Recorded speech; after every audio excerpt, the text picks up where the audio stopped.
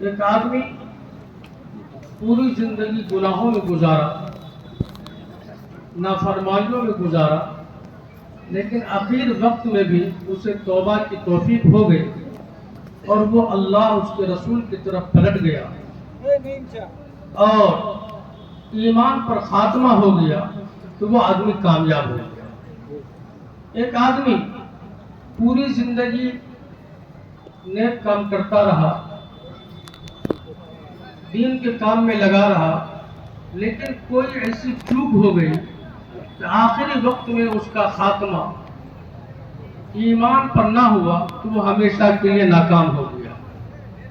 تو شریعت میں اخیر کا اعتبار ہے، اور یہ آج کا یہ نورانی اور روحانی پروگرام اخیر مرحلے میں ہے، اور اخیر میں اہم بات آنی ہے، لہذا جو حضرات افراتفری کا ماحول بنائے ہوئے ہیں، جانے کا فضا بنائے ہوئے ہیں، ان سے ادباً گزارش ہے کہ وہ مجلس میں سنجیدگی کے ساتھ بیٹھے۔ انشاءاللہ بڑے نفع اور کام کی بات آپ کے سامنے ابھی آنا باقی ہے۔ حضرات، تحفظ ناموس رسالت کا یہ پروگرام کہ کچھ تقاضے ہیں۔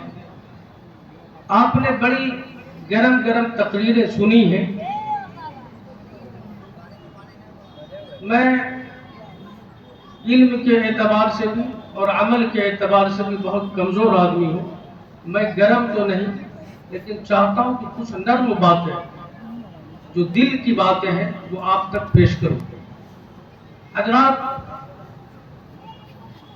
آج رسول کریم صلی اللہ علیہ وسلم کی ذات پر، آپ کی صفات پر جو انگشت نمایاں ہو رہی ہیں، انگلیاں اٹھ رہی ہیں، پہلے ہم اپنے دل کے اندر جھانکیں، کیا یہ میرا قصور تو نہیں ہے؟ تحفظ ناموس رسالت کا یہ پروگرام ہمیں آواز دے رہی ہے کہ اے محمد الرسول اللہ کے غلاموں، اے اپنے دل میں حب رسول رکھنے والوں، کیا نبی کی سنت، نبی کی سیرت تیری زندگی میں ہے یا نہیں؟ کیا آج ہم نے صبح کا ناشتہ کیا نبی کے طریقے پر کیا یا نہ کیا؟ ہم صبح بیدار ہوئے نبی کے طریقے پر بیدار ہوئے یا نہ ہوئے؟ ہمارا کپڑا پہننا نبی کے طریقے پر ہوا یا نہ ہوا؟ ہماری شادی بیاہ نبی کے طریقے پر ہو رہا یا نہیں ہو رہا؟ بزرگوں، اگر نبی کی سنت، نبی کی طریقہ ہماری زندگی میں نہیں ہے، ہمارے معاملات اور معاشرت میں نہیں ہے، تو سب سے پہلے گستاخ رسول تو نہیں کہہ سکتے ہیں، عملی طور پر گستاخ ہم ضرور ہیں۔ اور آج کے اس مجمع میں ہم توبہ کر کے اٹھے کہ یا اللہ، اب تک جو میں نے تیری نافرمانی کی ہے، تیرے حکموں کو چھوڑا ہے اور تیرے نبی کے طریقہ کو روندا ہے، اللہ ہم کو، اس پورے مجمع کو اور پورے امت مسلمان کو معاف کر دے۔ آج سے میں زندگی کا ایک ایک پل تیری فرما برداری کے مطابق، تیرے نبی کی سنت کے مطابق، اللہ تیرے اور تیری نبی کی اطاعت کے مطابق گزاریں گے انشاءاللہ۔ تب تو ہم ہیں واقعی سچے عاشق رسول، ورنہ یہ بزرگوں زبانی دعویٰ ہے۔ آپ دیکھیے عاشق رسول صحابہ کرام کی زندگی کو کہ وہ نبی کے طریقے سے ایک پل، ایک لمحہ گزارنے کو تیار نہیں ہوتے تھے۔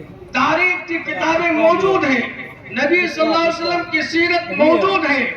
آپ کو ایک بات بتاؤں، آقا کریم صلی اللہ علیہ وسلم بال رکھا کرتے تھے تو بیچ سے بھی مانگ نکالتے تھے، یہ نبی کی سنت ہے۔ ایک صحابی ہے، ان کے بال بڑے گھنگرالو ہیں، وہ کوشش کر رہے ہیں کہ میرا بھی مانگ بیچ سے نکل جائے، کوشش کرنے کے باوجود نہیں ہو رہا ہے۔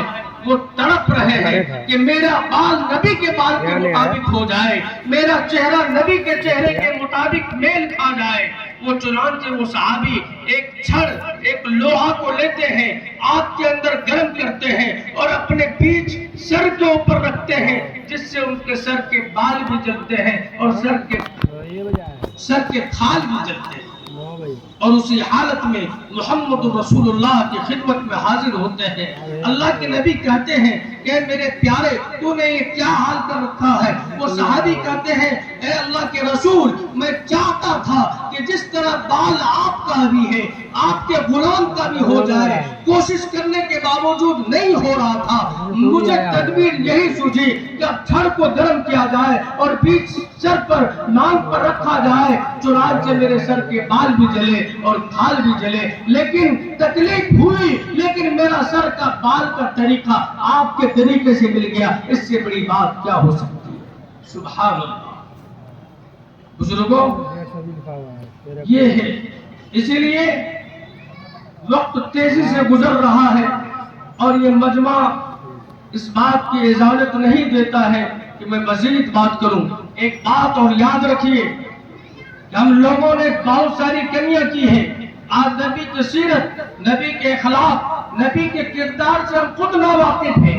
ہونا تو یہ چاہیے کہ نبی پاک صلی اللہ علیہ وسلم صرف مسلمانوں کے نہیں، پوری دنیا کے نبی ہیں، اور صرف اس جہاں کے نہیں، جتنے بھی جہاں ان سارے جہاں کے نبی ہیں۔ نبی کے اخلاق کو، نبی کے کردار کو، نبی کے اوصاف کے، نبی کے طریقے کو ہم خود جانتے اور دنیا والوں کو بتاتے کہ اے لوگوں، میرے نبی کا طریقہ یہ ہے، میرے نبی کا اخلاق یہ ہے، میرے نبی کا محبت یہ ہے، لیکن ہم نہیں جانتے۔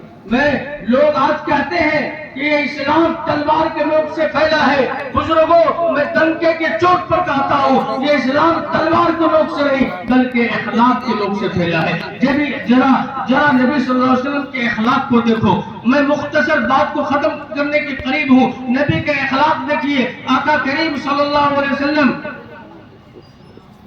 کتنے بڑے رحیم ہیں، آپ کتنے بڑے کریم ہیں۔ حضرت سیدنا بلال رضی اللہ تعالیٰ عنہ سے کسی نے پوچھا کہ آپ کیسے اسلام قبول کیے؟ حضرت سیدنا بلال فرماتے ہیں کہ میں ایک کافر کا غلام تھا، وہ مجھ سے دن بھر بکریاں چرواتا تھا اور رات بھر مجھ سے چکی پسواتا تھا۔ ایک دن میں بکری چرا کر کے آیا، بخار کی حالت میں تھا، چکی پیس رہا تھا اور رو رہا تھا۔ دیکھا کہ ایک آدمی میرے پاس آیا اور کہتا ہے کہ اے نوجوان، کیوں رو رہا ہے؟ میں نے کہا کہ میں ایک غلام ہوں، میرا مالک میرے اوپر ظلم کرتا ہے، دن بھر بکریاں چرواتا ہے، رات بھر چکی پسواتا ہے، میں اپنے دکھڑا کس کو بتاؤں؟ میرا تو نہ کوئی بھائی ہے، نہ کوئی گھر ہے، نہ کوئی در ہے، میں تو ایک غلام ہوں، میرا کون سنے گا؟ فرمایا کہ وہ میری اس درد کو سنا اور سن کر کے وہ چل دیے۔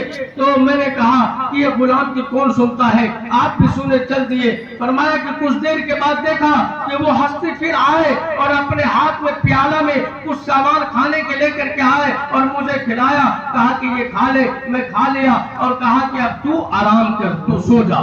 میں آرام کرنے لگا اور وہ پوری رات چکی پیستے رہے۔ کہا دوسرے دن بھی یہی معاملہ ہوا، تیسرے دن بھی یہی معاملہ ہوا۔ میں نے آخری دن پوچھ لیا کہ آخر آپ ہیں کون؟ آپ آتے ہیں اور ہم کو سلا دیتے ہیں اور میرا کام خود کرتے ہیں، پوری رات چکی پیستے ہیں، آپ کون ہیں؟ ذرا آپ اپنا نام بتائیے، آپ اپنا پریچے بتائیے، آپ اپنا تعارف کرائیے۔ تو وہ فرماتے ہیں کہ اے بلال، تو نے ایک آدمی کا نام سنا ہے مکہ میں جس کا نام محمد ہے؟ کہا میں سنا ہے۔ کہا کہ میں سنا بھی ہوں، بلکہ میرا مالک نے کہا کہ خبردار کبھی محمد کی بات مت سننا، نعوذ باللہ وہ جادوگر ہے، جو لوگ اس کی بات سن لیتا ہے وہ اس کے کلچ میں آ جاتا ہے، وہ اس کے فیور میں آ جاتا ہے۔ کہا کہ اے بلال، میں وہی محمد ہوں جس سے تیرے مالک نے بھی بات کرنے سے منع کیا ہے۔ اگر سیدنا بلال رضی اللہ تعالیٰ فرماتے ہیں کہ میں رسول اکرم صلی اللہ علیہ وسلم کے قدموں میں گر گیا اور کہا کہ جس کا کوئی سہارا نہیں ہوتا ہے اس کا محمد ہوتا ہے، محمد جو کلمہ لے کر کے آیا ہے، محمد جو نبوت کا دعویٰ کر رہا ہے، وہ کوئی جھوٹا نہیں بلکہ وہ حق ہے، وہ سچ ہے۔ حضرت بلال فرماتے ہیں اسی وقت ہم نے کلمہ پڑھا، اشہد ان لا الہ الا اللہ واشہد ان محمد عبدہ ورسولہ۔ بزرگوں، کیا ہمارے اندر یہ اخلاق نبی کریم صلی اللہ علیہ وسلم والی ہے؟ نبی کریم صلی اللہ علیہ وسلم نے یہ اخلاق حضرت بلال رضی اللہ تعالیٰ عنہ کے ساتھ جو پیش فرمایا، کیا حضرت بلال اس وقت اسلام میں داخل ہوئے تھے؟ نہیں۔ آپ یہ انسانیت کی بنیاد پر آپ ہمدردی کر رہے ہیں۔ آج وہ ہمدردی ہم اپنے والدین کے ساتھ، اپنے بھائیوں کے ساتھ کو نہیں کر پاتے ہیں، یہ اسلام کیسے ہم سے پھیلے گا؟ اس لیے بزرگوں، ہم اپنے اخلاق کو نبی کریم صلی اللہ علیہ وسلم کی تعلیمات کے مطابق اپنے اخلاق کو بنائیں گے انشاءاللہ، نبی کے ایک ایک سنت کو اپنائیں گے انشاءاللہ۔ اور بزرگوں، اب یہ کچھ ایجنڈے ہیں، اب مجھے لگتا ہے اس کی بھی پڑھنے کی گنجائش نہیں ہے، شاید صدر محترم ہی کچھ باتیں اس کے متعلق کہہ دیں۔ میں یہ کہہ دوں کہ اس کے بعد یہ پہلے طے ہوا تھا کہ 13 نومبر کو ایک مشاورتی، 13 اکتوبر کو ایک مشاورتی اجلاس ہے، اس کے بعد پھر 20 اکتوبر کو احتجاجی کانفرنس ہوگا۔ اس تعلق سے آپ حضرات اچھی طرح باخبر ہو جائے، اس طرح سے آپ حضرات اچھی طرح باخبر ہو جائے، اس مشاورتی اجلاس کے بعد اب کانفرنس کرنے کی ضرورت نہیں ہے۔ اس مشاورتی اجلاس کا اور کانفرنس کا مقصد یہ تھا کہ ایک ایک امت کو بیدار کیا جائے رسول اللہ صلی اللہ علیہ وسلم کی ناموس کی حفاظت کے خاطر۔ الحمدللہ جھٹکیا کے نوجوانوں اور یہاں کے دیوانوں سے وہ مقصد پورا ہو گیا ہے، پورے ضلع سے لوگ یہاں پہنچے ہوئے ہیں۔ اب احتجاجی کانفرنس نہیں ہوگا بلکہ احتجاجی جلوس 19 اکتوبر کو دن کے 10 بجے ہوگا انشاءاللہ۔ جتنا مجمع ابھی آیا ہے یہ سب یہ عہد لے کر کے جائے کہ انشاءاللہ 19 اکتوبر کو پورے جھٹکیا کے اس میدان کو ہی نہیں، اس کے پیچھے بھی بڑی وسیع میدان ہے، اس پورے میدان کو امت محمد رسول اللہ صلی اللہ علیہ وسلم سے بھر دیں گے انشاءاللہ۔ ایک ایک مسلمان کو، عورتوں کو چھوڑ کر، بچوں کو چھوڑ کر، کوئی نوجوان، کوئی بوڑھا، کوئی بزرگ اپنے گھر میں نہ رہے بلکہ اس کے مصطفیٰ لے کر اور اپنے ہونٹوں پر درود مصطفیٰ سجا کر 19 اکتوبر کو 10 بجے جھٹکیا کے اسی مدرسے کے شہر میں تشریف لائیں گے انشاءاللہ۔ پھر یہاں سے ہمارا جلوس، پیدل جلوس نکلے گا مدھے پورہ، گرچہ مدھے پورہ 6 کلومیٹر دور ہے لیکن اس کے مصطفیٰ کے لیے 6 کلومیٹر کیا، اگر ہمیں 60 کلومیٹر چلنے کی بات آئے گی چلیں گے انشاءاللہ۔ بزرگوں یہ بات بتاتا چلوں کہ ہمیں جذبات میں کبھی بھی ہمیں آئین کا، سنویدھان کا النگھن ہرگز نہیں کرنا ہے۔ ہماری جلوس بھی پوری ملک کے لیے، پوری دنیا کے لیے نمونہ بنے۔ جلوس اور بھی لوگ نکالتے ہیں کہ یہ دیکھو محمد الرسول اللہ کا غلام کا جلوس ہے۔ وہ جلوس کیسے نکلے گا؟ وہ جلوس بالکل خاموش رہے گی، کوئی نعرہ نہیں ہوگا، کوئی اٹھک پٹک نہیں ہوگا، سڑک کے ایک کنارے سے چلیں گے اور لائن سے چلیں گے۔ محمد الرسول اللہ صلی اللہ علیہ وسلم کی تعلیم ہے کہ مسافر کو تکلیف نہ دو۔ ہمارے جلوس کی وجہ سے کسی گاڑی کو اور کسی مریضہ کو کوئی تکلیف نہ ہو، ہم راستے کے ایک کنارے سے درود پاک پڑھتے ہوئے جائیں گے انشاءاللہ، اور پھر ہم صاحب کو میمورنڈم پیش کریں گے۔ اس میں ایک بات یہ بھی ہے کہ ہر بلاک سے اس میں پہل کرنے والی لوگوں کی ضرورت ہے۔ ہر بلاک سے لوگ بہت آئے ہیں، کم سے کم ہر بلاک سے 5 نام آ جائے کہ وہ اس کی اگوائی کریں گے، وہ اس کی نگرانی کریں گے، اور یہ نام جو آپ پیش کریں گے نام و نمود کے لیے نہیں بلکہ محمد رسول اللہ کی غلامی کے لیے۔ بعض لوگ جب نام لکھانے کی باری آتی ہے تو وہ سوچتے ہیں کہ میرا بھی نام روشن ہو جائے، ارے بزرگوں ابھی محمد رسول اللہ کی ذات پر آنچ آ رہی ہے اور ہم نام روشن کرنے کے خیال میں ہرگز نہیں، توبہ کریں اور یہ خیال کریں کہ ہم انشاءاللہ اس جلوس کو منظم اور مستحکم بنائیں گے جس سے پوری دنیا دیکھ کر اس سے عبرت لے گی، کریں گے انشاءاللہ۔ اب باقی باتیں حضرت صدر محترم فرمائیں گے۔ اللہ تعالیٰ ہم سبوں کو کرنے سننے سے زیادہ عمل کی توفیق نصیب فرمائے۔ بہت سارے ہمارے احباب، ہمارے دوست یار جیتا پور سرمرچہ ٹولہ سے آئے ہیں۔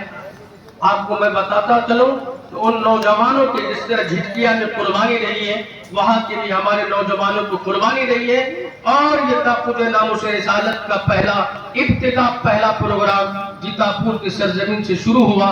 آپ یہ سمجھ لیجئے کہ مکہ سے نبی صلی اللہ علیہ وسلم کا دین پھیلا اور مدینہ میں جا کر کے پوری دنیا میں اجاگر ہوا۔ آج جھٹکیا کی سرزمین وہی رول اختیار کر رہی ہے۔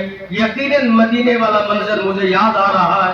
اللہ تعالیٰ تمام نوجوانوں کی اور تمام حضرات کی جس طرح کی بھی جن کی محنتیں رہی ہیں، کوششیں رہی ہیں، معاونت رہی ہے، اللہ تعالیٰ قبول فرمائے اور اس کا نعمت بدل دنیا اور آخرت میں عطا فرمائے۔ وآخر دعوانا الحمدللہ رب العالمین۔